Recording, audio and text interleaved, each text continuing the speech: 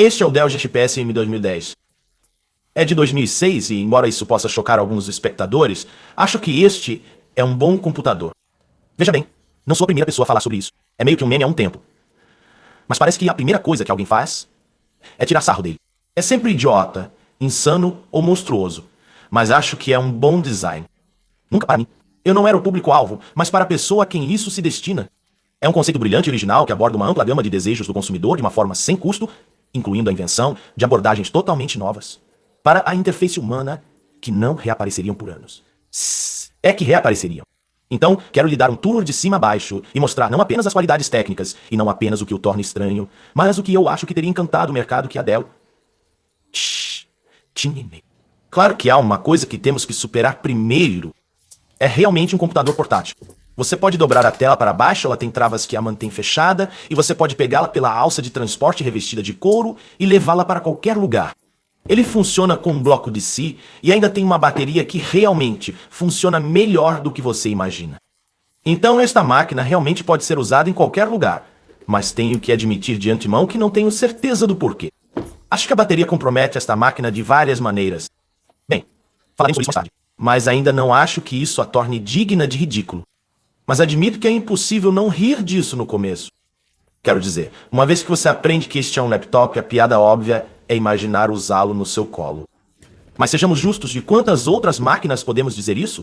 Você gostaria de usar meu Toshiba Cosmo em seu colo? Isso provavelmente esmagaria suas pernas, ou lhe daria queimaduras de primeiro grau, supondo que conseguisse funcionar o suficiente com a bateria para esquentar. O fato é que o termo laptop tem sido impreciso basicamente desde que foi criado. Quantas máquinas já foram usadas no colo de alguém? E não está muito claro por que o usamos, porque sempre houve alternativas melhores. Considere o termo notebook, por exemplo. O uso mais antigo que consegui encontrar foi pela Epson descrevendo seu computador HX 20 em 1982. Então isso é bem antigo. E literalmente 4 palavras depois, a InfoWord o descreve como do tamanho de um colo. Então é bem possível que ambos os termos tenham nascido praticamente no mesmo dia e que eles estejam lutando pelo domínio desde então. E o mais louco é que a máquina Epson nem sequer dobrou. O design moderno em concha não apareceu até a bússola de Grádio um ano depois. E ao mesmo tempo a indústria de PCs tem uma rica história de máquinas portáteis que não são notebooks. Desde o portátil Compaq, que deu início ao mercado de clones para começar, até as máquinas de lancheira da Dolce. E continuando nos 2000 com shuttles e cases de festa de lã, com grandes alças na parte superior. Nenhuma dessas máquinas dobrava ou tinha baterias. Esperava-se que você as carregasse para algum lugar e as conectasse na parede. E quando pensamos nessa máquina nesses termos, como um moderno transportável, faz muito mais sentido. Na verdade, foi exatamente isso que a CNET escreveu sobre ela na época quase literalmente. E ok, ainda não tenho certeza de onde a Dell imaginou que você transportaria essa coisa. Essa é uma pergunta para o usuário final. Nós nos preocuparemos com isso mais tarde. Por enquanto, vamos apenas dar uma olhada no que é e no que oferece. O design industrial é diferente de tudo que já vi antes. É um fator de forma completamente único.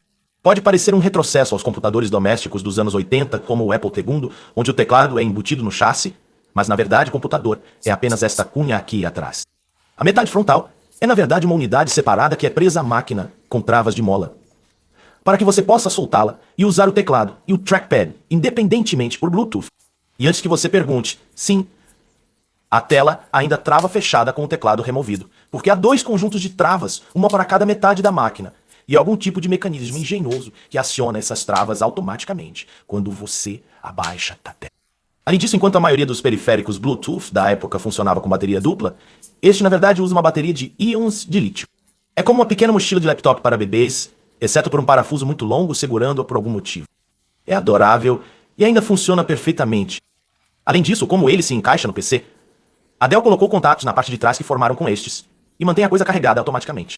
É incrivelmente elegante, especialmente com o trackpad incluído. Agora, é claro, a maioria das pessoas consideram um trackpad menos do que o ideal para um PC de mesa. Mas tudo bem, porque a Dell incluiu um mouse óptico normal também, que também se conectava por Bluetooth. Agora, devo admitir isso. Acho que este periférico é incrivelmente inteligente por razões que abordaremos mais tarde, mas não tem a melhor ergonomia. Os trackpads eram universalmente ruins naquela época. Por algum motivo ninguém fez um bom. E piorou porque a Dell usou esses botões com a estranha saliência de borracha elevada. Eles realmente gostaram deles naquela época, mas eles são simplesmente horríveis. E é uma das únicas falhas reais em toda a máquina, mas ainda é utilizável em uma emergência. As teclas também não têm altura total. Acho que são um pouco mais altas do que as que você obtém em um laptop contemporâneo, mas ainda não são tão boas. Eles também são de membrana, é claro, mas tudo era naquela época, e o layout não que eu queria que fosse. Eles fizeram um trabalho admirável de encontrar um lugar para enfiar o touchpad. Já vi isso feito pior, mas ainda assim tenho dificuldade em digitar em velocidade máxima nessa coisa.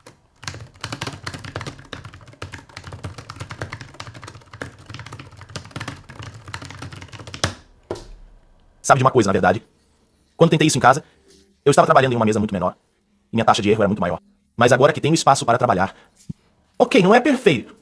Com certeza. Mas é muito melhor do que eu pensava. E se eu não estivesse tentando digitar tão rápido, eu realmente teria uma opinião muito melhor sobre este teclado. Então retiro o que disse. Na verdade, é muito bom.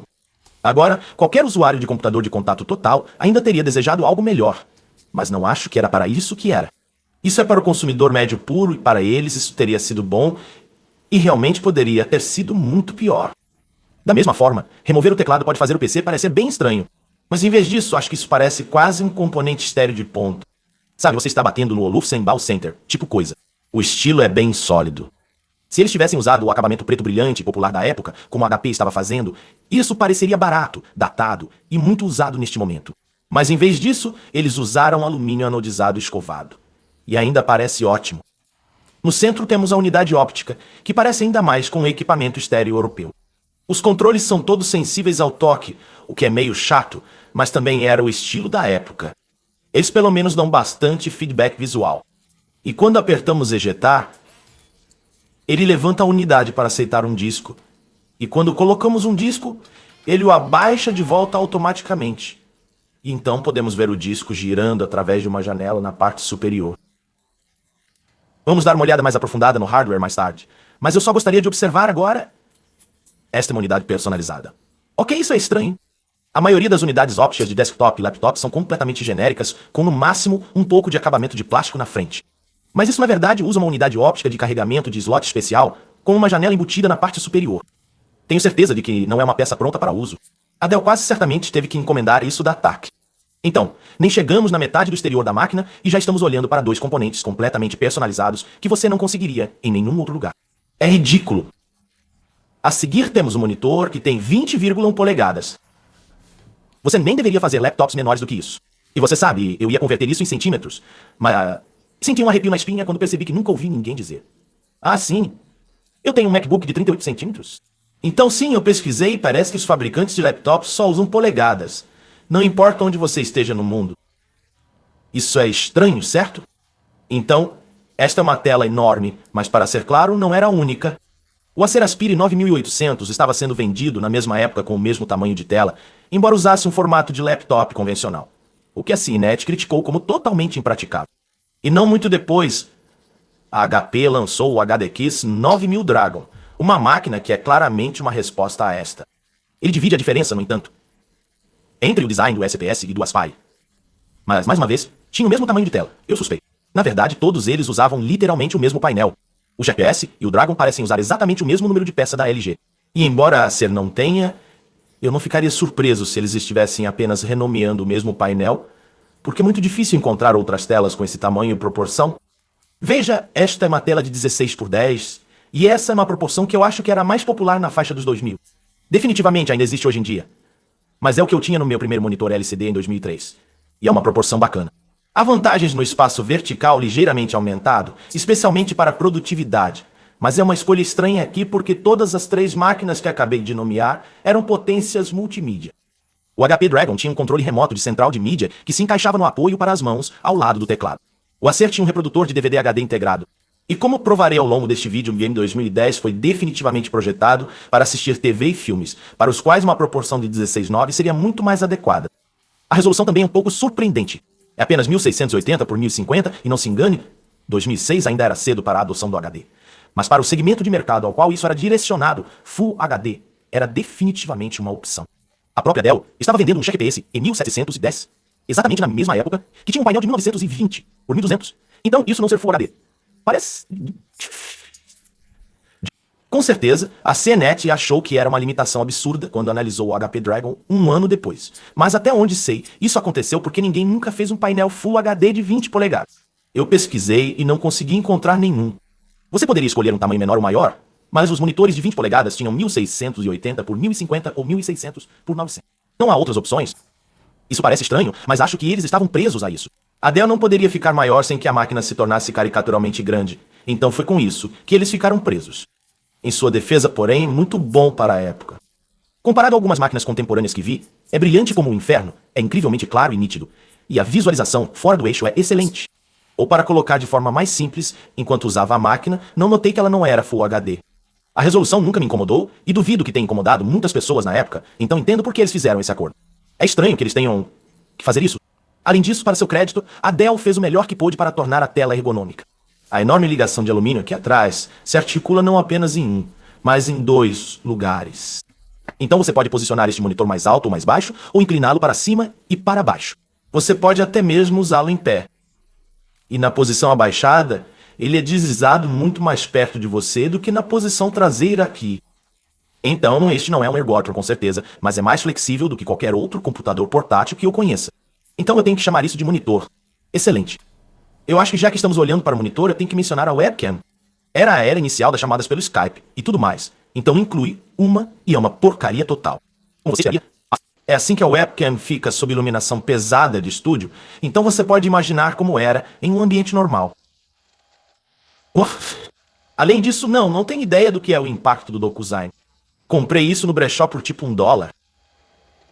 É basicamente lixo, mas o que mais há de novo? O que não é lixo, no entanto, é a situação do áudio. Esta máquina tem um sistema de som de 9 alto-falantes que é incomparável, talvez por tudo. Tipo, alguém já fez outro computador portátil com tantos drivers. Eu certamente não vi um, e você também não viu até agora. Já que há apenas 8 aqui, o nono é um subwoofer na parte de baixo. Eu vou te mostrar isso mais tarde quando desmontarmos. Mas resumindo, esse sistema soa incrível pelo que é.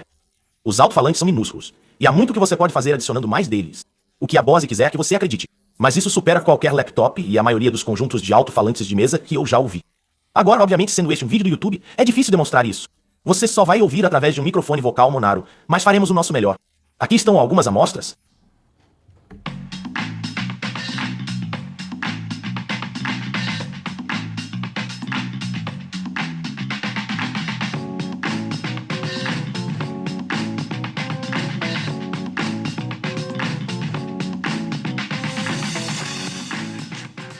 Acredite em mim, este sistema soa tão bem que enquanto eu estava trabalhando neste script, houve alguns momentos em que toquei uma música para testar algo. E eu simplesmente a deixei tocando na minha biblioteca em modo aleatório enquanto eu fazia outras coisas, porque soava muito bem. Isso é um elogio, e tanto para um computador portátil, especialmente dessa idade. Então há muito mais para se olhar. Mas vamos parar por um momento e resumir nossas primeiras impressões, porque acho que essas são as coisas mais importantes aqui. Como uma pessoa com dinheiro queimando no bolso em 2006, antes da crise imobiliária, você entra na Circuit City e vê essa coisa em exposição. Ao chegar lá, você vê uma tela tão brilhante e nítida quanto sua nova ADD TV, e parece quase tão grande. Pelo menos em comparação a outros monitores de computador. Também parece um equipamento AV de ponta. Tem destaques de metal escovado e nenhum cabo visível. Então você usa um mouse sem fio para abrir o Windows Media Player. E você toca uma música demo e soa melhor do que o aparelho de som Bose Wave que você tem na sua cozinha. Você vai ficar bem surpreso com isso, eu prometo. Não havia nada no mercado que se destacasse tanto quanto essa máquina. Você não vai pensar que laptop bobo. Você vai pensar, uau, isso pode substituir todo o meu centro audiovisual. E era isso definitivamente o que a Dell pretendia. O M2010 veio com uma série de acessórios, sem os quais você não consegue realmente ter uma visão completa, literalmente, como você verá. Então vamos analisar as portas e slots dessa coisa. E ao mesmo tempo veremos o que vai nelas. Começando pelo lado direito, temos uma porta Firewire, ou como a Sony a chamaria, iLink, já que é o plug menor de 4 pinos. Agora, pode parecer estranho que a Dell não tenha colocado o plug maior lá, mas a Sony estava promovendo o iLink com muita força ao longo dos 2000 anos, já que eles fabricavam PCS filmadoras. E você sabe, transferir vídeo da sua filmadora era realmente a única função que a maioria dos usuários de PC via no Firewire. Então eles provavelmente tinham muitos cabos de 4 pinos para 4 pinos, e provavelmente é por isso que a Dell escolheu o plug menor. E além de ingerir vídeo, você também pode extrair fotos da sua câmera digital com os leitores integrados para SD, Memory Stick, cartão de imagem XD e aqui CF. E como isso veio com o Windows Movie Maker e a unidade é um gravador de DVD, esta máquina está basicamente pronta para uso, para a maioria das formas de criação de conteúdo contemporâneo. Há também um slot para cartão Express, onde você pode adicionar quaisquer expansões que precisar. E eu suspeito que o que a Dell realmente pensou que você colocaria ali era uma placa de cabo. Mas para economizar 4 minutos para todos, vou apenas colocar minhas teorias sobre isso na descrição, já que elas provavelmente são erradas. De qualquer forma, indo para a parte de trás, temos uma entrada de telefone aqui porque era 2006 e a conexão de escada ainda existia. E então temos uma porta Ethernet porque era 2006 e a discagem estava morrendo. Mas então temos DVI, e isso pode parecer um pouco fora do lugar. Você pensaria que um dispositivo focado em mídia teria HDMI, mas demorou um pouco para decolar completamente, especialmente no PTCQ. Você praticamente não conseguia obter uma placa de vídeo com HDMI em 2006, então a maioria das TVs e projetores comerciais ainda tinham entradas DVI. Na verdade, se olharmos para uma TV Samsung contemporânea, as portas são rotuladas como HDMI. DVI. A Samsung sabia que os PCs não teriam HDMI, mas os padrões eram compatíveis. Você poderia conectá-los com um adaptador passivo, e claro, muitas pessoas nem tinham atualizado para monitores com qualquer tipo de entrada digital ainda. Então a capacidade do DVI de ser adaptado para SDA foi outro bom motivo para incluí-lo na máquina. Agora esta próxima porta aqui é a porta AV. E esse é outro reconhecimento do complexo ecossistema de exibição desta era. Se você ainda não atualizou para uma DDTV, você pode conectar seu conjunto de definição padrão aqui no S-Video. Ou você pode obter um cabo adaptador que o converteria para composto. Agora, ambos rodavam a 480p, o que certamente mostrava sua idade. Mas posso te dizer que em 2006, ver seu PC aparecer em uma TV ainda fazia você se sentir um rei entre os homens. Mesmo que fosse uma TV, de TV horrível, de 852x480. Agora, se você tivesse um dos primeiros aparelhos HD, você poderia usar um dongle diferente. Este cara aqui para obter um componente analógico que não era tão nítido quanto o digital, mas rodava 1080. E posso dizer que parecia mais do que bom o suficiente para a época. Especialmente porque as TVs que exigiam isso eram frequentemente 720p ou baseadas em projeção traseira. Então temos muitas entradas e saídas via AV. Até agora isso parece muito bom, mas não é tão notável. Muitos laptops tinham adaptadores como esse, mas ainda não terminamos. Vindo do lado esquerdo, temos dois USB 2.0. E então, temos conectores para microfone e fone de ouvido. E então, botão de pareamento Bluetooth para o teclado. Esse é um recurso interessante. Não tenho certeza se já vi um botão de pareamento físico em um PC antes. Não sei por que parece uma boa ideia agora. Antes do HDMI, você não conseguia obter áudio e vídeo do seu computador no mesmo plug. Então, o que quer que você estivesse usando para conectar a sua TV, você precisaria obter o áudio separadamente. Agora, este conector de fone de ouvido pode ser adaptado para ACA para conectar na sua TV ou no seu receptor estéreo, mas não é nível de linha. É pré-amplificado e apenas estéreo. Então, se você estiver assistindo a um DVD com áudio 5,1 e tiver um sistema de som surround, não vai querer usar áudio 2 com excesso de potência. Então é por isso que quando chegamos aqui atrás, próximo às duas portas USB adicionais, também temos essa coisa estranha. Este conector se parece muito com o DisplayPort, que na verdade surgiu em 2006. Felizmente, no entanto, os plugs não são realmente os mesmos, porque ele vai para uma caixa de breakout AV da Dell que oferece áudio 7,1, diferencial ESP digital e duas saídas para blasters, sobre os quais falarei em breve. E para completar o visual, o acessório final que a Dell incluiu foi um sintonizador de TV, ATSC ou DVB, dependendo de onde você estava. Não tenho 100% de certeza de que este era o modelo exato que veio com esta máquina, pois não funcionava com o driver do disco de utilitários da Dell, mas certamente se parece com o que a revista PC comprou. E um sintonizador é um sintonizador, então não importa muito. O importante é que com isso, agora temos todas as peças do quebra-cabeça. O em 2010 está incompleto, a menos que você tenha todos os detalhes. O que praticamente cobre todos os detalhes que você poderia desejar para esta era. Então vamos dar uma olhada rápida em como tudo isso se encaixaria.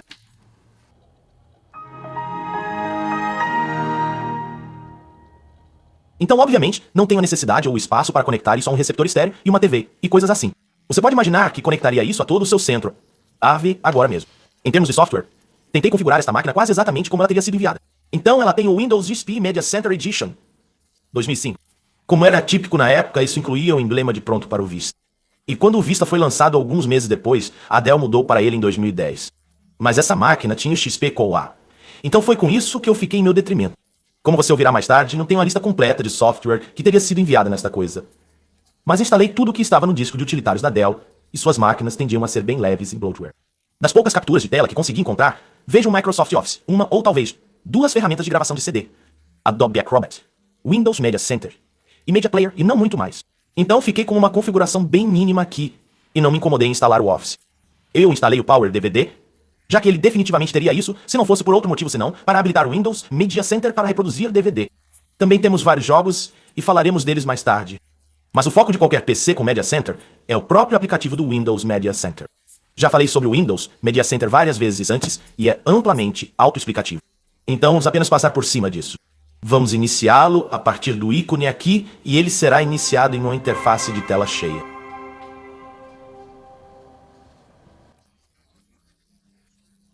É o que chamamos de DIU de 10 pés, porque você pode usá-lo a 10 pés de distância e ainda ver o que está fazendo. Então daqui, podemos fazer tudo o que você gostaria de fazer em um PC Media Center. Podemos tocar música, podemos ver fotos, podemos reproduzir os vídeos que editamos juntos a partir de nossas filmagens de filmadora e podemos reproduzir DVDs. Você provavelmente consegue imaginar a maioria desses modos. Então, vamos escolher alguns como a funcionalidade de DVD. Vamos colocar um disco e ele aparece imediatamente. Podemos escolher apenas um capítulo aqui. Este é o Dell ESP M1210. É completamente normal. Então, como eu disse antes, o áudio soa ótimo. O vídeo é claro, sem notas reais. Exceto pelo fato, é claro, de que esta é uma tela 16:10. Temos uma boa polegada sólida de letterboxing, superior e inferior. Mas, como eu disse, não havia muito que a Dell pudesse fazer sobre isso. Um dos maiores recursos do Media Center, no entanto, era o modo TV. Ele foi criado para substituir um TiVo. Então você teria isso ao lado da sua TV conectado à sua antena.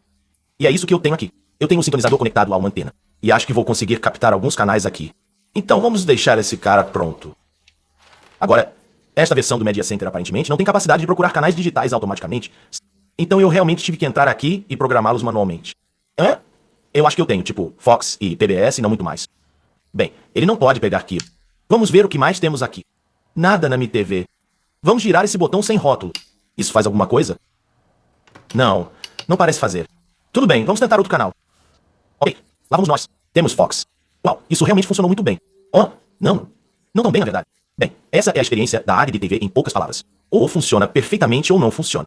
Definitivamente, uma atualização que tornou as coisas muito melhores. Obrigado, Comissão ATC. De qualquer forma, como eu disse, isso deve substituir um TiVo. Então, se descermos aqui e apertarmos pausa, ele pausará a TV ao vivo e começará a armazená-la no disco rígido. E então podemos reproduzi-la sempre que voltarmos do banheiro ou algo assim.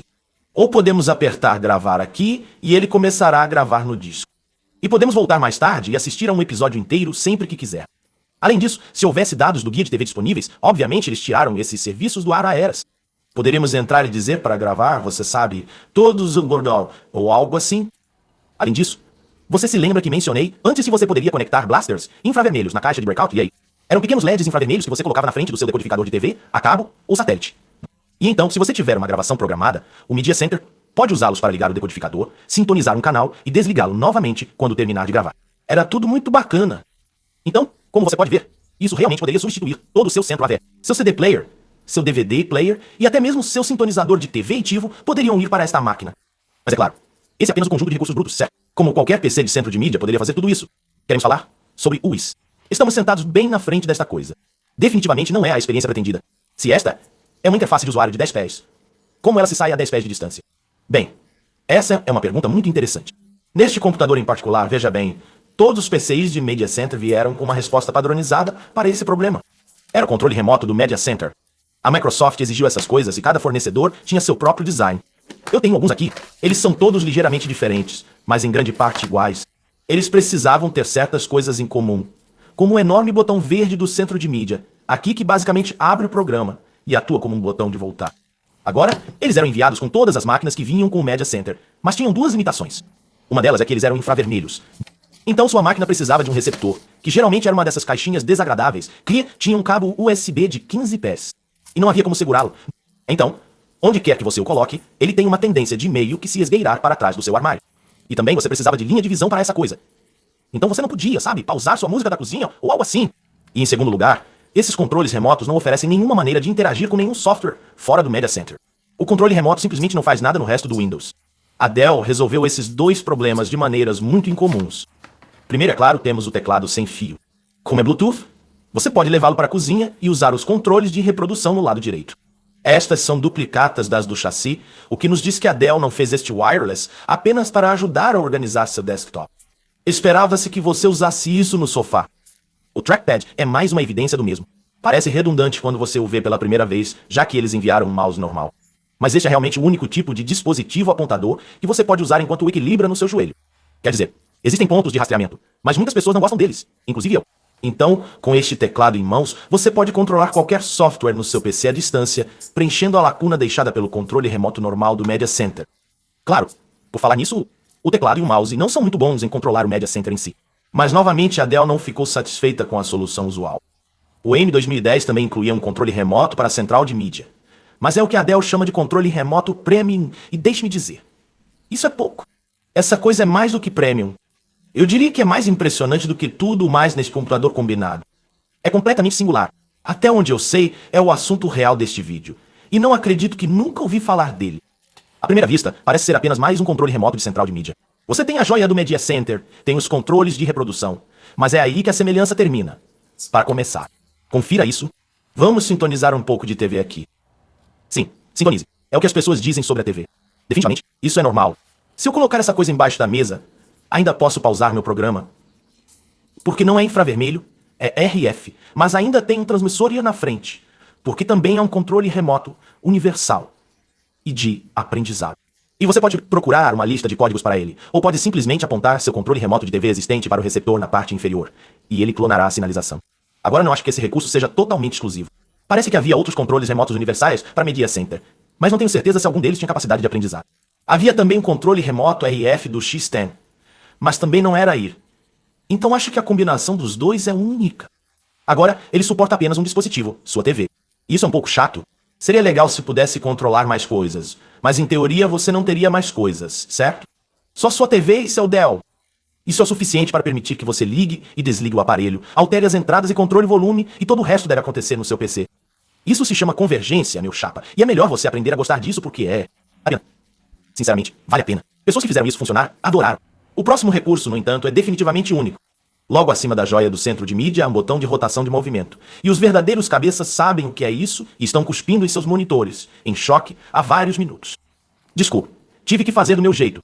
Mesmo com o Windows Media Center tendo uma interface de usuário totalmente de 10 pés. Às vezes você só precisa passar o mouse de qualquer maneira. De vez em quando você vai se deparar com algo que não é possível fazer pelo controle remoto. Ou isso é muito tedioso. Agora a combinação de teclado sem fio resolve muito disso. Mas se você estiver sentado no sofá, zapeando pelos canais, não vai querer carregar toda essa âncora de barco, só para o caso de precisar limpar um pop-up. Então, para resolver isso, o controle remoto da Dell integra um mouse giroscópico baseado no design de giro. Há um acelerômetro aqui, e quando pressionamos esse botão e balançamos o controle remoto, ele move o cursor do mouse, muito parecido com um mote do Wii. Agora, esse não era um recurso exclusivo por si só? A Duration vendia mouses que funcionavam dessa forma desde os anos 90, mas nenhum deles tinha controle remoto embutido. Até onde eu sei. Agora não quero medir palavras. Esta não é a coisa mais agradável de usar. Os mouses de ar normais da Duration eram, na verdade, bem melhores. Eles tinham um gatilho na parte inferior para que você pudesse apenas apertar para habilitar o movimento e clicar com o polegar. Mas aqui, os gatilhos na parte superior, ao lado dos botões do mouse para arrastar e soltar. Por exemplo, você tem que pressionar o botão do mouse sobre o que você quer, rolar o polegar sobre o botão do mouse, e então segurar ambos enquanto você arrasta. É realmente um esforço muito grande para os músculos, mas pelo menos é possível. E isso está muito além do dever aqui. É engraçado porque eu estava arrastando um ícone de campo de batalha. Eu disse, chamado do dever? Isso é hilário. O fato de você poder limpar uma maldita caixa de diálogo de atualização automática do Power DVD sem se levantar e buscar o teclado é mais do que bom o suficiente. Todo mundo tinha esse problema antigamente. Essa coisa é realmente uma conquista de tirar o fôlego só por esse motivo. Mas então, há mais coisas acontecendo com ela. Temos dois recursos totalmente únicos e um quase único, todos reunidos em controle remoto. Então a Dell está batendo 1000 aqui. Mas se você consegue rebater 1200, eles também fizeram isso. Porque ainda não terminamos. Prepare-se para o recurso número 4. Se eu pressionar o botão de música aqui, essa é a biblioteca do meu Windows Media Player. E eu posso navegar por ela no próprio controle remoto. Escolher um artista, escolher um álbum, tocar uma música sem nunca tocar no computador. Isso significa que mesmo que eu não consiga ver o PC, se eu estiver na cozinha preparando o jantar, posso procurar na minha música, escolher uma e começar a reproduzi-la sem precisar ligar a TV, ou abrir a tela do laptop, ou mesmo conseguir ver o computador, porque ele mostra tudo o que você precisa saber, incluindo o status da reprodução diretamente no próprio controle remoto. No entanto, pessoal, nunca vi nada nem remotamente parecido com isso remotamente. Sim, isso é bom, isso é bom. Eu nem tinha previsto que quando vi esse artigo eu quase me mijei. Essa é a coisa mais cara que já vi. É a coisa mais ambiciosa, ostensivamente ambiciosa que já vi. Merece mais adjetivos. Isso é um exagero de proporções épicas e eu adoro isso. Em 2006, ainda estávamos todos muito surpresos com a existência do MP3. Ser capaz de selecionar qualquer coisa de sua biblioteca musical inteira, quase na velocidade do pensamento, ainda era um tópico incrivelmente quente. E a ideia de ser capaz de fazer isso com um terminal remoto dedicado como este é espantosa. Quero dizer, mesmo agora, na verdade, E é muito bem feito também. Não interfere com alguém usando o computador. Não há uma cópia enorme de música Match Jukebox preenchendo a tela. Ele abre o Windows Media Player em um estado oculto e o controla via APIs. Na verdade, se entrarmos e abrirmos o Media Player normal do Windows, quando entrarmos e escolhermos uma música, poderemos ver essa música sendo selecionada e começando a tocar. No próprio Windows Media Player, há uma versão atualizada dos drivers que até se integra ao iTunes. E você sabe, a falta disso no primeiro lançamento em 2006 é uma droga. Mas eles pelo menos fizeram isso eventualmente, certo? Esse recurso me surpreende de uma forma que nada realmente conseguiu desde o início da grande estagnação moderna. Basicamente, sabe, essas são as coisas que poderíamos inventar antes que os smartphones tornassem tudo inútil. Tenho certeza de que em 2012 você poderia controlar o iTunes no seu iMac usando um aplicativo em um iPhone. E eu não sei. Talvez você pudesse fazer isso em 2009. Mas não poderia haver muitas maneiras de fazer isso, se é que havia alguma em 2006 ou 2007. E não assim, não com uma tela retroiluminada portátil legível. Quer dizer, isso é simplesmente inspirado.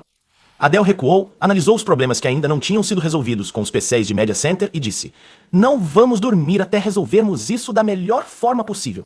Eles viram onde a Microsoft havia deixado lacunas com o controle remoto padrão e as preencheram. Sinceramente, eu não estava brincando quando disse que esse era o verdadeiro assunto do vídeo.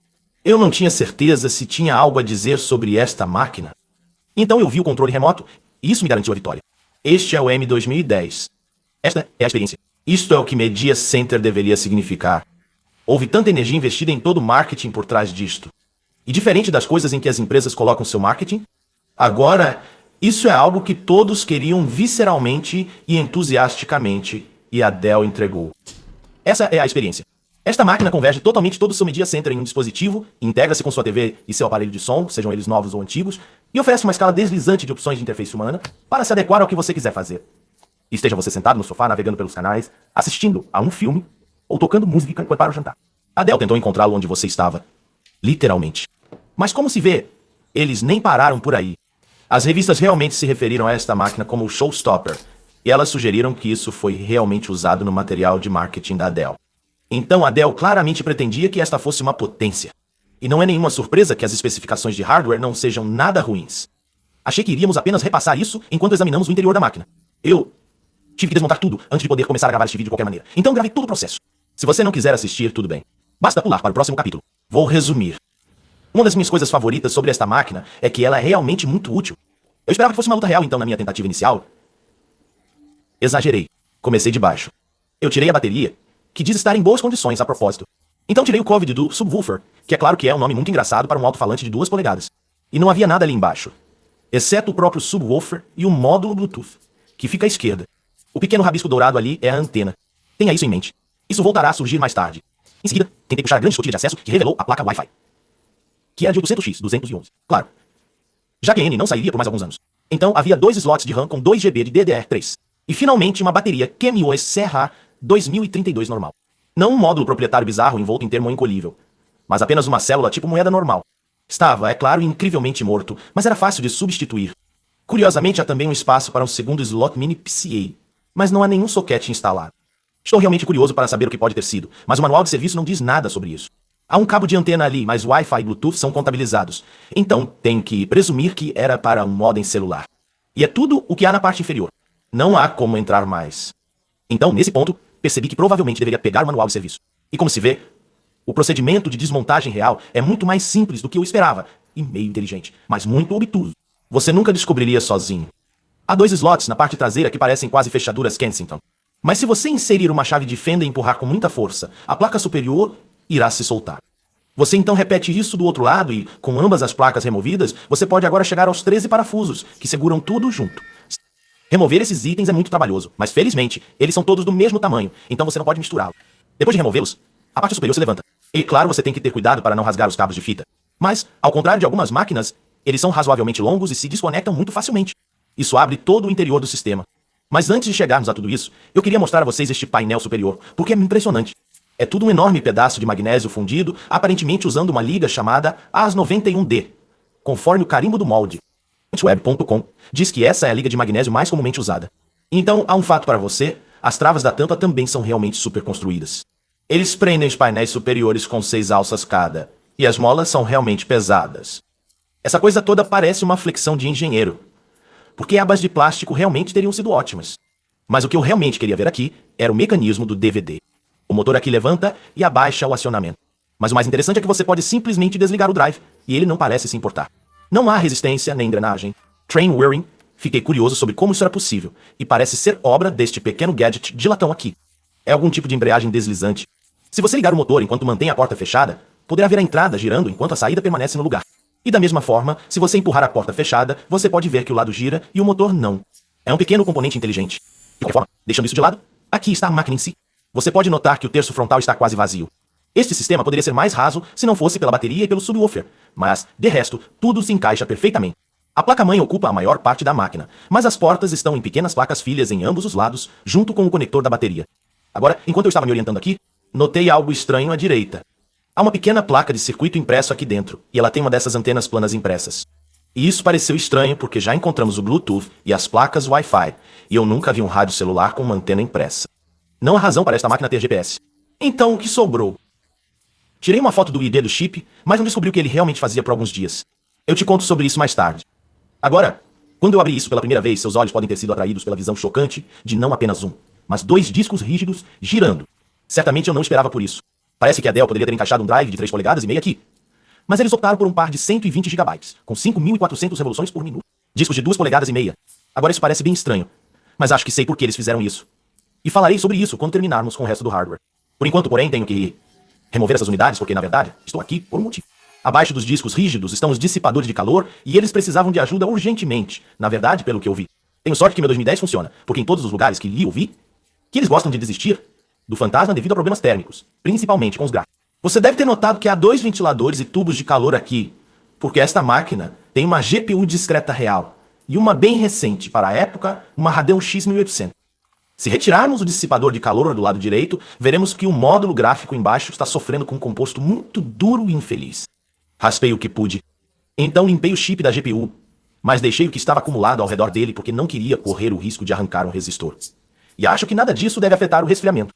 Agora eu esperava que fosse uma GPU de desktop, mas com o chip limpo você pode ver que é de fato uma versão de mobilidade. Isso ainda é muito bom para a época, como mostrarei em breve. Apliquei um pouco do meu composto mais gamer, que acabou sendo um Arctic Silver 5 de uns 10 anos atrás. E não tenho certeza se isso vai consertar as térmicas para sempre, mas espero que dê algum tempo para a máquina. Apertei os parafusos novamente, provavelmente na ordem errada, e então me voltei para o cooler da CPU. É claro que isso também precisou de uma boa raspagem. Mas não me incomodei em limpar a CPU porque na verdade vou substituí-la. Geralmente não sou de maximizar meus PCs antigos. Quer dizer, houve atualizações naquela época, mas a maioria das pessoas apenas as usava com as peças que vinham, e eu geralmente prefiro essa experiência pela precisão. É o mesmo motivo pelo qual não coloco SDs em nenhuma das minhas máquinas. Seria uma experiência totalmente anacrônica. Mas aqui está a questão. Esta máquina foi enviada com um Core Duo T2600. Não um Core 2, apenas um Core simples, a versão original de 32 bits. Agora, esse era pelo menos um verdadeiro chip Dual Core, e era uma tecnologia de ponta quando foi lançado. Mas a Dell mudou para o Core 2S assim que eles ficaram disponíveis. E como eu gostaria de testar um sistema operacional de 64 bits nessa coisa, decidi que não seria falso atualizar a CPU. Eu tive um pouco de dificuldade com isso. Mas cedo naquele dia, eu tinha tirado um Core Duo T7250 de um Dell Precision. Então imaginei que estava pronto para ir. Eu tirei o chip Core antigo, coloquei o novo Core 2 no lugar e ele não entrou. Eu balancei para frente e para trás. Não foi nada. Eu verifiquei se havia pinos tortos, tentei novamente, nada. E então, uma memória antiga empoeirada voltou correndo para mim. Este soquete de CPU não é amarelo apenas pela estética. Ele na verdade nos diz que este é o soquete NOR, o que a Intel estava usando para chips móveis no 06 e no início do 07. Mas em maio de 2007 eles mudaram para o soquete P, que é quase idêntico, exceto que é roxo e o pino da chave foi movido em uma posição.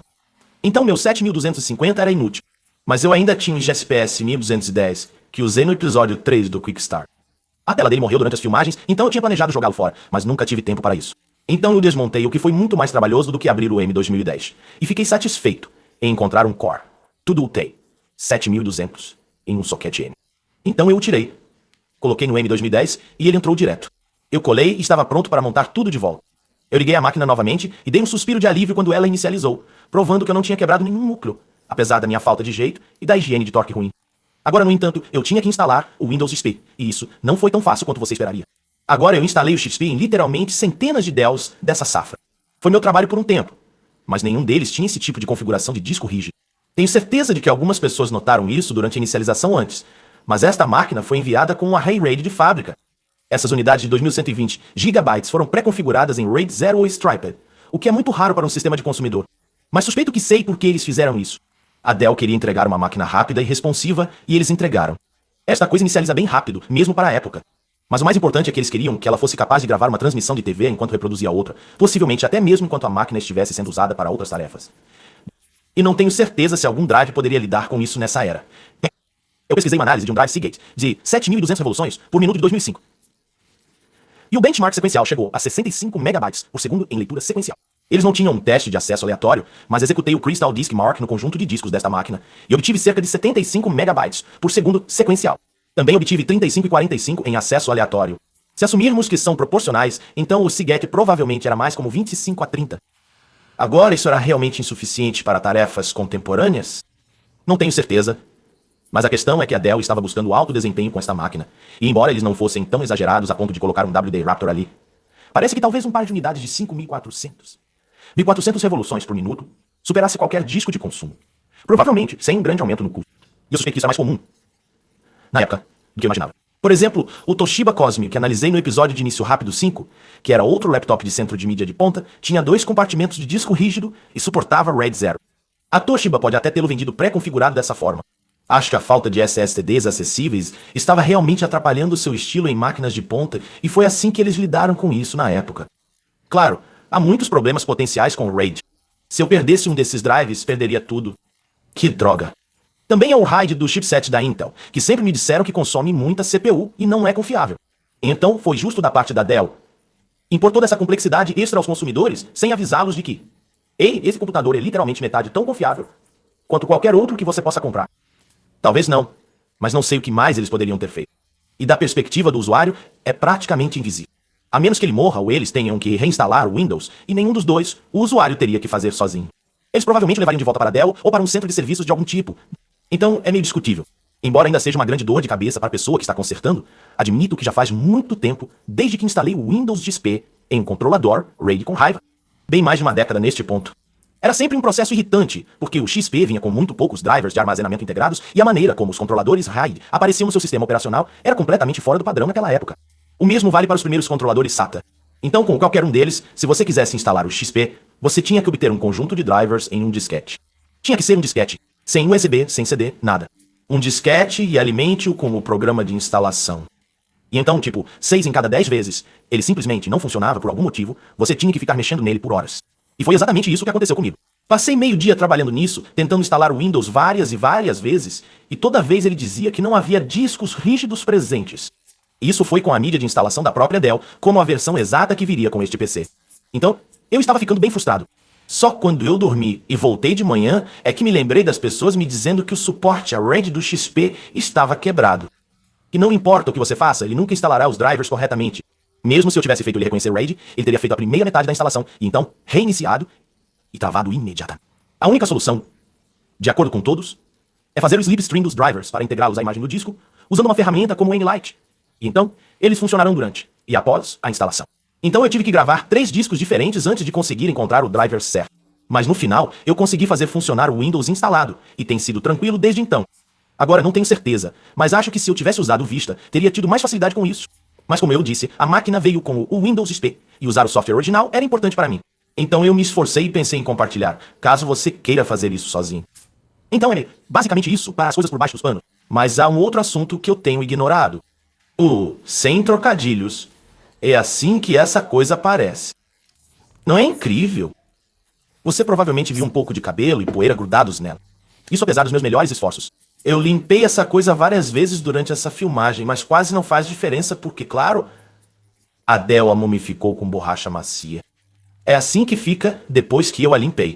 Quando comprei essa coisa, a máquina inteira parecia um chumaço de fita adesiva. Havia areia e sujeira grudadas em cada centímetro da superfície. Mas a coisa boa sobre isso é que geralmente se sai se você se esforçar um pouco. O ruim é que dá muito trabalho. Havia muito disso, estava absolutamente em todo lugar, e nenhuma das superfícies é plana, então foi incrivelmente tedioso. Comecei aplicando algumas toalhas de papel embebidas em álcool isopropílico, e depois de 1 minuto de molho, consegui raspar cerca de 2/3 da coisa com uma faca de plástico. Isso foi satisfatório, mas O terço restante foi um pesadelo. Passei cerca de 8 horas esfregando com papel toalha e um pano felpudo e consegui remover cerca de 90 a 95% dessa porcaria. Mas havia partes que eram simplesmente impossíveis de alcançar, e parte da borracha não estava totalmente podre, então não conseguia levantar. É isso que está acontecendo aqui. Essa é a porcaria da borracha, mas ainda está em sua condição original e eu apenas não tenho ideia de como tirá-la sem danificar nada. Na verdade, eu arranhei a moldura da tela tentando limpá-la, e foi aí que desisti. Então o resultado não é perfeito de forma alguma, mas é muito menos revoltante do que era quando o comprei. Então, tenho que colocar isso na coluna W de qualquer maneira. É isso para a desmontagem para quem pulou. O resumo do hardware é o seguinte.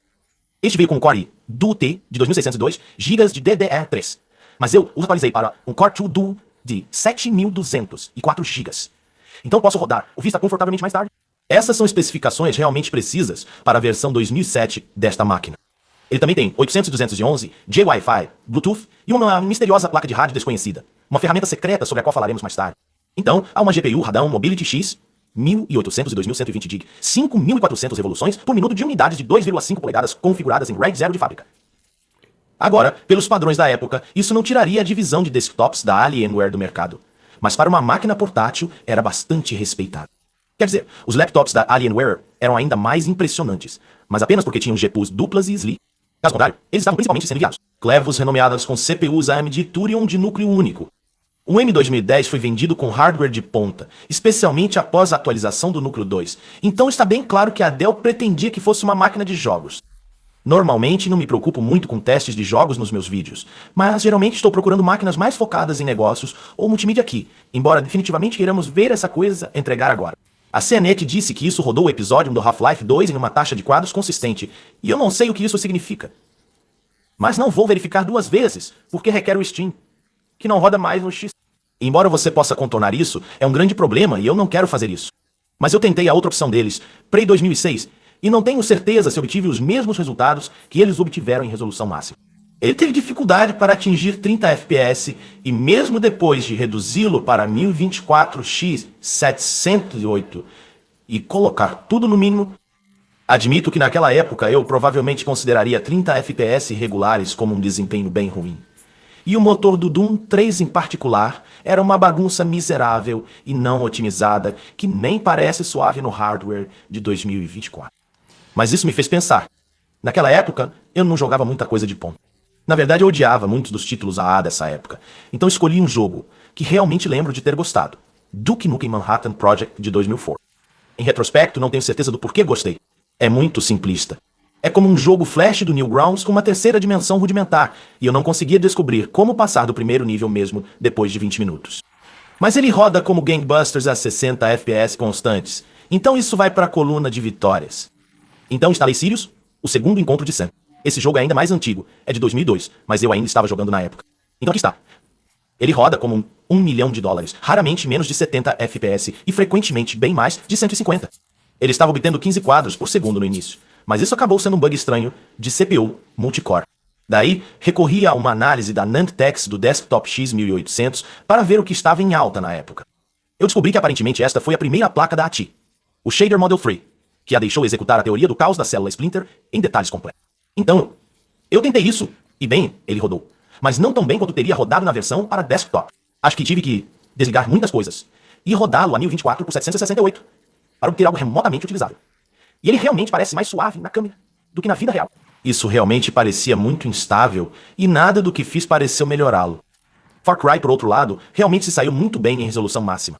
Contudo, no Max, parecia que eu estava obtendo 60 FPS, ou melhor, na maior parte do tempo. Há alguma gagueira muito perceptível, mas isso não parece ser uma limitação da GPU, pois diminuir as configurações não ajudou em nada. Sinceramente, me pergunto se executá-lo no Vista pode ter ajudado. De qualquer forma, acho que esta máquina teria proporcionado uma experiência perfeitamente satisfatória e distante para os padrões da maioria das pessoas. Meu teste final foi o Battlefield 2 e não tenho muito a dizer sobre isso. Consegui executá-lo em resolução máxima, em configurações médias muito bem. Então acho que esta máquina passa no teste para jogos multijogador competitivos de meados dos anos 2000. Mas isso só me lembrou o quanto não sinto falta do Battlefield 2. Esse jogo parece absolutamente terrível, então não experimentei tudo o que pude pensar.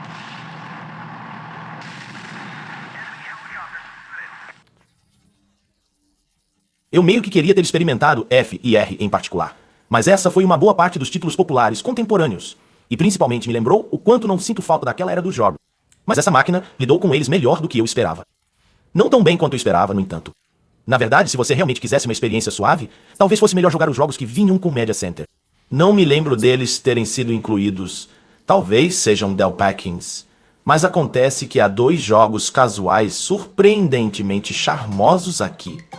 Um chamado Autos Magic Blocks e outro chamado Jane Master, que eu esperava ser uma imitação de Page Web, mas é mais um polo pop.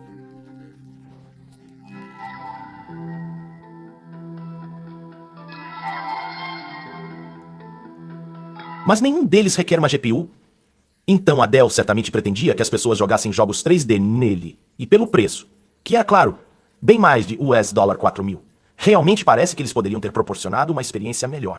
Eu questiono se isso realmente precisava ser um cartão de mobilidade. Eu sinto que o chassi tem espaço para uma GPU de tamanho normal e espaço para resfriá-la, e se a Dell esperava que isso fosse, você sabe. O computador da família na sala de estar que é usado para jogos quando ninguém está assistindo TV. Então uma placa de desktop teria vendido isso muito mais. Mas suspeito que eles não seguiram esse caminho, principalmente porque não teria funcionado muito bem com bateria. Então a bateria é a coisa mais estranha sobre esta máquina, de longe. Não tenho certeza do que a Dell estava imaginando que alguém faria com isso. Quer dizer, isso não quer dizer que eu não consiga imaginar nada. Por exemplo, levei-o para um parque, coloquei-o sobre uma mesa de piquenique, liguei a TV local e assisti por mais de 1 hora com uma única carga. O que é surpreendente para uma bateria de 20 anos, especialmente porque eu estava fazendo um teste de estresse. Avaliações contemporâneas citam números como 3 horas de autonomia em uso normal. E não sabemos o que isso significa. Mas eu poderia acreditar que eles queriam dizer assistir TV ou filmes, já que é para isso que essa coisa foi construída. Então a Dell não colocou apenas uma bateria aqui, eles colocaram uma boa mesmo assim. A Hardware Zone elaborou este gráfico encantador que mostra a relação entre tempo de execução e peso em uma enorme variedade de laptops. E o M2010 obteve a pior pontuação por uma margem significativa. Afinal, a máquina pesa 18 libras, quase 9 kg. Este é um peso completamente absurdo para um laptop. Mas é claro que não é um. É um computador portátil e os usados pesam em média 30 libras. Então, o M2010 é realmente um peso pena para o que é. Carregá-lo de um lugar para outro não é a experiência mais agradável. Mas você não deve levá-lo para o Starbucks. Quero dizer, você pode ir, e na verdade funciona muito melhor do que você imagina. Mas duvido que seja o que a Dell pretendia. Mas para onde eles pretendiam que isso fosse? É uma boa pergunta.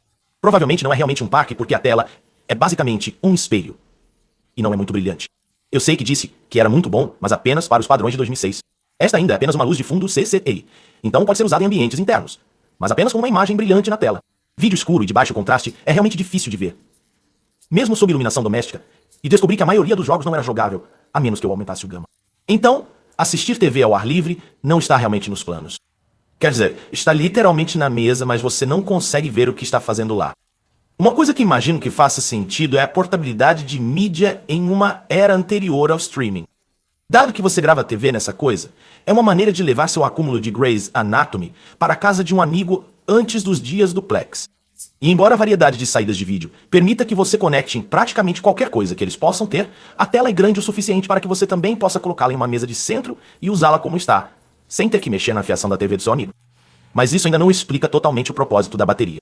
A única coisa que consigo pensar é que ele serve como uma espécie de micro UPS. Se você a tiver em um local precário, como meio de uma sala de estar, não seria bom que alguém tropeçasse em um cabo de alimentação. Mas, se isso acontecer aqui, você simplesmente se desembaraça e a conecta novamente. Não há problema. Mas não consigo imaginar que era isso que a Dell estava imaginando. Acho que entendi por que eles fizeram a máquina tão grande, por que desenvolveram os novos periféricos, por que colocaram tantas entradas e saídas nela, por que ela tem 2 discos rígidos. Eu posso ver os argumentos para todas essas coisas estranhas, mas esse elemento eu simplesmente não entendo. Eu posso ver alguns casos extremos estranhos, onde pode ser conveniente, mas eles são coisas de nerd. Isso não é algo que justificaria que um consumidor normal comprometesse o resto da máquina apenas para se acomodar. Acho que esta máquina faria muito mais sentido como um tudo em comum, com uma CPU de desktop e uma GPU, que por acaso tem uma alça de transporte embutida. Então, como geralmente é a grande questão nos meus vídeos, como isso aconteceu? Bem, para mim isso parece o produto de uma fábrica de scam. Uma equipe interna com rédea solta para produzir o que quisesse, não importa o quão extravagante ou caro, desde que fizesse a Dell parecer líder de mercado inovador. Este é, pelo que vale, o ambiente que produziu o IBM PC original. Então é uma ideia venerável. A Sony deve ter feito isso o tempo todo, com o desfile ininterrupto de VIOs estranhos que eles lançavam, muitos dos quais não poderiam ter sido respostas a pesquisas de mercado ou testes de foco. Alguém simplesmente teve uma ideia, uma visão, e foi autorizado a torná-la realidade com muito pouca supervisão. E acho que foi isso que aconteceu aqui. O estilo juicero flexiona como um enorme braço do monitor de alumínio e a trava do painel superior maciçamente superconstruída sugerem que um cheque em branco estava envolvido em algum lugar. Mas honestamente não consigo decidir se esse design realmente é algo completamente fora do comum ou se está no outro extremo. Um carro bolha do Homer Simpson que combina todos os pedidos imagináveis do consumidor em um compromisso de proporções épicas. Ele tem que ser de alta potência e grande o suficiente para ser visto do outro lado da sala. E tem que rodar jogos, mas também tem que ser portátil e funcionar com bateria e ser totalmente controlável da cozinha. E assim por diante. Acho que no geral o resultado é impressionante. Mas se eu tenho uma crítica específica, é que ele faz tanto que você pode perder algumas das inovações reais. Eu chamo isso de maldição do carro conceito. Vamos voltar a este controle remoto por um momento. Essa coisa é intrigante. Isso foi feito sob contrato pela G-Ration, que passou a vendê-lo como controle remoto de música aérea com uma estética ligeiramente diferente, layout de botões ligeiramente diferente e um receptor USB independente. Mas só foi lançado 2 anos depois e não consigo ver nenhuma razão para isso. Veja, eu realmente tenho a versão giratória deste controle remoto. Comprei isso porque não consegui encontrar o da Dell com um receptor no eBay. Mas, como eu aprendi, isso é porque os Dell Ones não tinham um receptor. Eles funcionam com um que está integrado no M2010. É aquela placa de rádio estranha não identificada que encontramos. Esse chip era um SAI-U USB 6934. Esse é um controlador USB sem fio e faz exatamente o que diz na lata. É literalmente apenas USB via rádio. Esta era uma tecnologia totalmente nova na época e só sobreviveu até 2009 por algum motivo. Não tenho ideia do porquê. Ele falhou. Porque enquanto estava por aí, fui usado em algumas coisas que eu tenho. E parece funcionar muito bem. Vimos isso no episódio 6 do Quick Start. É assim que o dock sem fio do Dell Latitude 600 funcionava e eu conseguia conectar dispositivos USB, áudio e exibir vídeos com até 7,6 metros de distância. Então parece uma tecnologia sólida. Não tenho muita certeza do que aconteceu lá. De qualquer forma, o controle remoto é capaz de ter todas as funcionalidades que mostrei antes, porque é apenas um dispositivo USB. Há apenas um rádio entre ele e a porta. USB. Não consegui descobrir onde isso apareceu na árvore de dispositivos, mas tenho certeza de que é uma composição de várias interfaces ocultas. O estranho sobre isso é que a versão da marca G-Ration parece ser exatamente a mesma coisa. O receptor USB tem exatamente o mesmo chip, só não funciona com o controle remoto Dell e vice-versa. Agora, obviamente, eles podem ter diferenças de firmware, mas não vejo por que isso deveria importar. O USB sem fio era um padrão, então ambos deveriam falar a mesma língua. Presumivelmente, não houve diferenças reais. Eles apenas bloquearam isso deliberadamente no receptor Dell porque queriam que o controle remoto fosse um recurso exclusivo do M2010. Acho que a própria Dell projetou esse controle remoto e então fez a G-Ration construí-lo, com um acordo de exclusividade de 2 anos para que as pessoas não pudessem ignorar os concorrentes, nos quais eles colocaram tanto trabalho e simplesmente compraram o controle remoto em si. A saber, isso realmente aconteceu.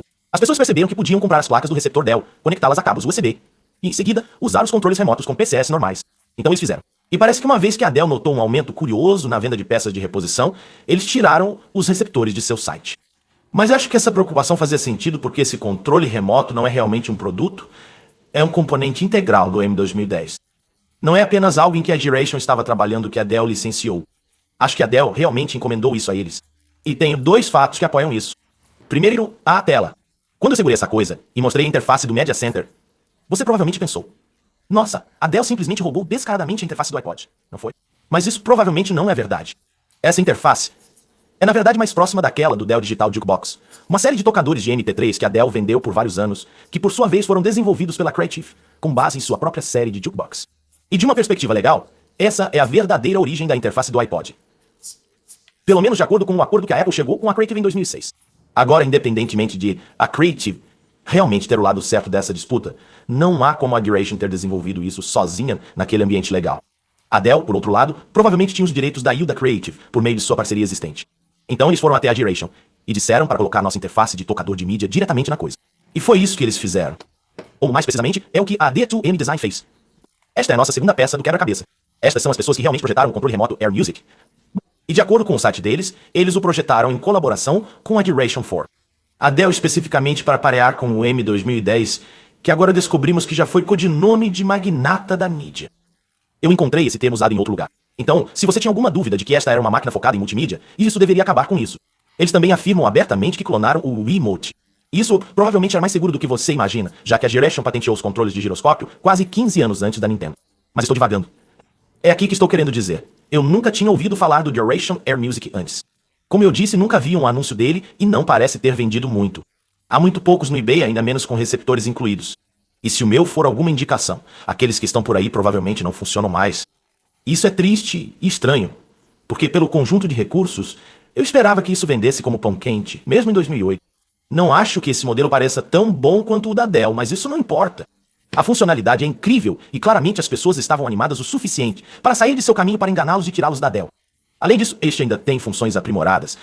Ele suporta o controle de mais dispositivos por infravermelho. Então realmente parece que muitos entusiastas de home theater teriam enlouquecido por essa coisa se soubessem que ela existia. Isso me faz pensar que eles simplesmente não fizeram isso. A Dell não vendeu ou mesmo anunciou seu controle remoto porque, embora tenha criado um produto brilhante que os entusiastas teriam adorado, não era realmente um produto. Era um componente de uma máquina vendida como uma experiência, um pacote. E que quase nenhum... Talvez a Dell tenha deixado a Gyration ficar com os enfeites depois que eles terminaram com essa costeleta de porco. Mas como eles não tinham nem perto do poder de marketing, acho que ele simplesmente morreu na videira. E essa é a maldição do carro conceito. Uma empresa monta um produto, que não é realmente algo que eles pretendem fazer. Está lá apenas para obter cobertura na mídia e fazê-los parecer inteligentes e inovadores. A Lexus faz um carro com display, heads-up e imagens térmicas e todas essas outras coisas malucas, mas o verdadeiro recurso heróico é que ele pode se transformar em um barco. E isso é obviamente absurdo. Quer dizer, sim, eles podem fazer um... Eles têm uma Skunk Works produzindo um protótipo, eles o mostram dirigindo em um lago. Ele realmente está fazendo isso? Mas obviamente eles nunca vão produzir isso em massa. Você verá alguns anúncios de TV, será vinculado a um vídeo do YouTube. E em seguida, eles esmagarão os protótipos em cubos e o jogarão em um vulcão. E o display heads-up e a imagem térmica vão junto. Eles estão presos no carro esportivo anfíbio. Eles provavelmente afundarão com o navio. Qualquer ideia que seja inventada como parte de um golpe publicitário provavelmente viverá e morrerá nesse golpe. E eu acho que foi isso que aconteceu com este controle remoto. Ele pode ter sido feito pela Dell, mas isso não significa que a divisão normal de computadores da Dell teve acesso a ele depois que o M2010 terminou sua execução. A coisa toda foi para algum cofre empoeirado, para nunca mais ver a luz do dia. E provavelmente podemos dizer a mesma coisa sobre vários outros aspectos desta máquina. Gostaria que a Dell tivesse ido mais longe, com um teclado destacável, por exemplo. Essa coisa é realmente legal, e eles poderiam tê-la incluído com máquinas tudo em um mais convencionais, ainda usando o sistema de encaixe para que você não precise ficar colocando novas baterias nele, mas com teclas de viagem completas em um layout normal. Eu também acho que a dobradiça dupla articulada é muito legal, e isso poderia ter sido escalado para outras máquinas. Mas ela realmente não apareceu novamente em mais nada por anos, e não foi feita nem de longe tão bem, quando finalmente apareceu. E o sistema de som de alta qualidade, isso poderia ter se encaixado em muitas outras máquinas. Eu acho isso mais impressionante do que qualquer outro sistema de alto-falante de laptop que eu já ouvi. Mas tudo isso ficou preso no M2010, o que é uma conquista impressionante, um produto sólido, no entanto, um que apenas uma pequena fatia do mercado abriria espaço em suas vidas. É um carro conceito que foi colocado em produção e isso é sempre uma tragédia. Quer dizer, se quisermos falar sobre perder as árvores pela floresta, a coisa mais engraçada sobre essa máquina é que você pode se distrair tanto com todos os recursos vigorosos e escolhas de design selvagens, que você pode perder completamente o fato de que ela realmente tem um sistema... Ou completamente. O fato de que ela realmente tem um sistema operacional. Que tal uma revelação tardia? Não muito, porque já vimos isso antes. Se você não assistiu a série Quick Start, que eu recomendo, é meu melhor trabalho de longe. Vou apenas resumir. Em meados de 2000, um monte de fornecedores de sistemas começou a entregar PCs de inicialização dupla para consumidores onde o sistema operacional principal era o Windows. Mas o segundo sistema operacional era algo muito menor, como uma cópia simplificada do Linux. De modo que, teoricamente, a máquina poderia inicializar mais rápido se você não estivesse planejando fazer nada mais complexo do que assistir a um filme ou ler e-mails. A piada da série é que poucas ou nenhuma dessas soluções realmente funcionaram. Elas não melhoraram o tempo de inicialização, ou não o suficiente para fazer diferença, ou eram tão inúteis que não faziam sentido. E estas aqui são todas as três. É chamado Dell Media Direct, e é um clone do Windows Media Center feito pela Cyberlink. Eu abordei isso no Quick Start, episódio 3, e essa foi realmente a entrada mais idiota da série, porque este nem é realmente um segundo sistema operacional. É XP incorporado. Isso mesmo. A Dell enviou duas cópias diferentes do Windows XP na mesma máquina. Então, como você esperaria, leva quase exatamente o mesmo tempo para inicializar, tornando tudo isso totalmente inútil. E como o software não é realmente o Windows Media Center, metade dos recursos estão faltando. Você não pode assistir TV ao vivo, por exemplo. Para seu crédito, como controle remoto USB sem fio, não precisa de drivers para funcionar. Ele realmente funciona aqui em outras máquinas da Dell com Media Direct. Você só tinha que usar o teclado, mas isso é tudo discutível, já que você nunca usaria isso de propósito. Meu palpite é que a Dell apenas o incluiu, porque, bem, tecnicamente este é um laptop XPS e neste momento todos eles estavam recebendo o Media Direct. Mas incluí-lo na máquina que foi enviada com discos rígidos listrados, provavelmente o tempo de inicialização mais rápido em toda a sua linha de produtos, é realmente apenas a cereja do bolo. Nos lembrando que nenhuma corporação pode passar 10 minutos sem tomar uma decisão realmente idiota. Mas para concluir, ainda gosto do M2010. Ele é muito bem construído, e acho que o público muito específico ao qual ele se destinava teria adorado. Eu nunca teria estado nesse público, mas acho que ele existia. É alguém com uma casa muito mais bonita e limpa do que a minha, com muito mais superfícies vazias nas quais eles podem estacionar coisas como esta. Acho que as pessoas que podem viver assim teriam adorado essa coisa. Quer dizer, a saber, eu peguei de alguém que disse que seu pai tinha acabado de parar de usá-lo. Estava triste por vê-lo ir embora. Agora admito que estou sendo generoso aqui. Estou adoçando onde não estou escolhendo cerejas. Sei que a máquina é um pouco mais tola do que estou dando crédito, mas não é isso que queremos ver para as corporações das quais dependemos para todas as nossas coisas, mesmo que involuntariamente, para às vezes deixar alguns artistas fazerem uma coisa estranha. Apenas no caso de deixar alguns artistas cíficas. Sei que há alguém assistindo que adoraria ter um desses se tivesse um Wi-Fi de quarta geração, mas honestamente, se você só queria um reprodutor de vídeo sofisticado para um quarto pequeno, essas coisas aparentemente começaram a ser enviadas com drives Blu-ray um pouco mais tarde. Então, com Windows 7 e um Media Center atualizado, aposto que você poderia ter uma experiência de visualização de Blu-ray TV muito boa com essa coisa, mesmo agora. Não vou testar isso, porque este vídeo já é longo o suficiente. Então, obrigado por continuar comigo. Eu sei que foi muito, mas percebi que se eu não cobrisse isso do meu jeito, ninguém faria. Se você gostou deste vídeo, considere se inscrever no meu canal para que eu saiba que você gosta desse tipo de coisa. Talvez ative as notificações se quiser saber quando eu enviar coisas novas. Mas se você realmente quiser me ajudar, considere se inscrever no meu Patreon como essas pessoas aqui. Todo o meu orçamento para coisas estranhas como essa vem de espectadores como você. Eu não via uma dessas coisas na natureza desde 2009, então quando essa apareceu, eu simplesmente tive que comprá-la pelo preço de etiqueta. Não tenho tempo para barganhas ou pechinchas, então paguei mais do que gostaria por ela. Mas já, graças aos meus patrocinadores, eu pude fazer isso. Então sou incrivelmente grato a todos eles por tornarem isso possível. Não posso agradecer a todos o suficiente. E a todos os outros, obrigado por assistirem.